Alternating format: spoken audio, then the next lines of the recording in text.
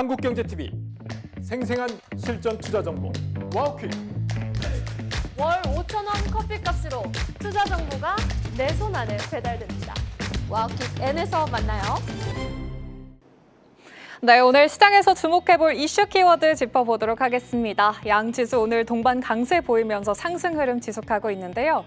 어제 장중 코스피 5천 고지를 밟기는 했지만 막판 들어서 힘이 좀 빠지는 모습이었죠. 오늘은 종가도 5천 위에서 마무리될 수 있기를 바라면서 키워드들 점검해 보겠습니다.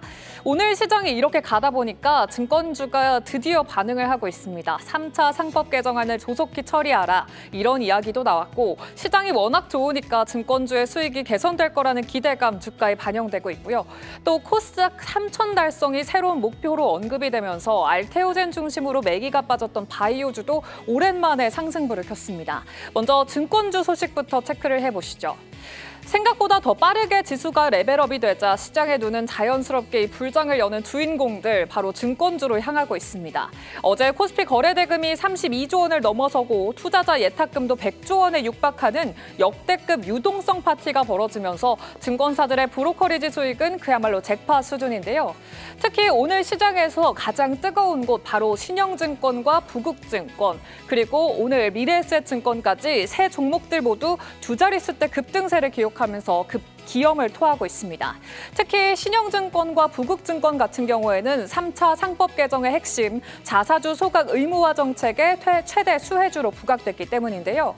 특히 신영증권이 1994년 자사주 매입 시작 이후에 아직까지 소각 사례가 없습니다. 그 결과에 자사주 비중이 51.2%로 업권 내에서 압도적인 1위를 차지했고요.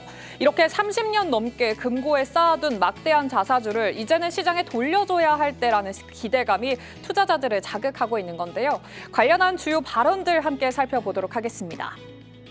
어제 청와대에서는 아주 의미 있는 오찬 모임이 있었습니다. 이재명 대통령이 코스피 5천 달성을 축하하면서 민주당 특위 위원들을 초청한 건데요. 이 자리에서 나온 핵심 키워드 바로 3차 상법 개정의 조속한 처리였습니다. 특위는 이제 코스피 5천을 넘어서 디지털 자산을 활용한 코스닥 3천이라는 새로운 목표를 제시했는데요. 상법 개정안을 신속하게 처리하겠다고 밝혔고 이 대통령도 조속히 처리하라고 언급한 걸로 전해졌죠. 이 기업이 금고에 쌓아둔 자사주를 소각하게 함으로써 주당 가치를 획기적으로 높이겠다는 전략인데 이 대통령도 주가 누르기 방지법에 적극적으로 공감을 하면서 힘을 실어주고 있어서 이 정책적인 기대감 어느 때보다 높은 상황이라고 할 수가 있겠습니다. 이런 정책적인 드라이브 속에서 금융권은 이미 숫자로 그 가치를 증명하고 있습니다. 지난해 4대 금융지주의 합산 순이익은 18조 4천억 원을 기록하면서 4당 세대치를 경신한 것으로 보이는데요. KB금융이 5조 7천억 원을 달성했고 신한과 하나금융지주도 각각 5조 원, 4조 원 시대를 열어갈 것으로 분석이 되고 있습니다. 금리 하락세로 이자 수익이 다소 줄어드는 와중에도 사업 다각화를 통해서 비이자 이익을 크게 늘린 덕분인데요.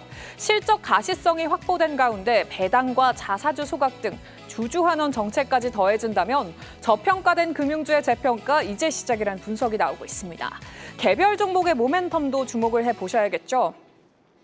특히 주목받는 증권사는 아무래도 미래에셋입니다. 앞서서 살펴보신 것처럼 미래에셋 벤처 투자가 스페이스X에 지분 투자를 했던 사실이 부각되면서 이미 많이 올랐는데 그래도 스페이스X 상장 전까지는 이 모멘텀이 유효할 거라는 분석이 나왔고요.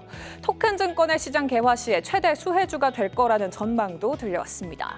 특히 디지털 자산 밸류체인을 선제적으로 구축한 점이 중장기적인 시장 구조 변화에서 강점으로 꼽히고 있습니다. 정책이 숫자를 만들고 그 숫자가 다시 주가를 이끄는 이런 선순환이 금융주 전반에 나타나고 있는 만큼 증권사들의 주가 움직임 계속해서 주시를 해보셔야겠는데요. 밸류업 관련주들의 상승세 어디까지 열려 있다고 보시는지 궁금하고요. 자사주 소각도 있고 스페이스X 같은 개별 모멘텀도 있고 이제 디지털 자산까지 힘을 보태고 있는데 이 중에서 특히나 어떤 종목에 주목해봐야 할지 전문가 진단 잠시 후에 들어보시죠. 앞서 살펴보신 것처럼 이제 정부는 코스닥 3천을 내걸고 있습니다. 이 밖에도 최근 바이오 대장주들의 부침 속에 소갈이했던 코스닥 투자자분들께 가뭄의 단비 같은 소식들 속속 들려오고 있는데 일단 저는 정부가 발표했던 2026년 올해 경제 성장 전략을 다시 한번 들여다봤습니다.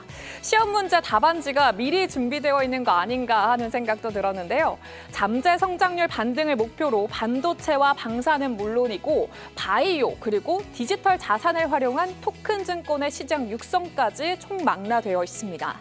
특히 이재명 대통령이 직접 주재한 보고회에서 바이오를 포함한 첨단 산업의 대도약을 강조한 만큼 올해는 정책적인 수혜가 실질적인 기업 가치로 연결되는 원년이 될 가능성이 있지 않을까 싶은데요. 물론 최근 코스닥의 분위기는 차갑게 식어 있었습니다.